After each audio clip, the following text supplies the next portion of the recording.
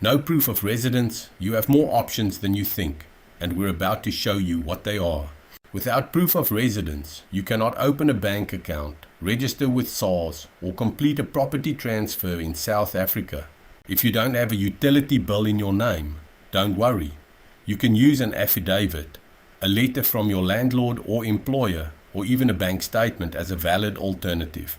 FICA regulations require proof of a physical address to prevent fraud and money laundering, and these documents satisfy that requirement when standard utility bills aren't available.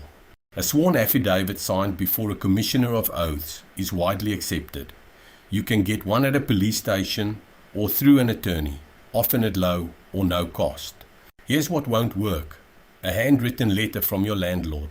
It must be on official letterhead, signed and stamped to qualify as proof. No bill in your name doesn't mean no options.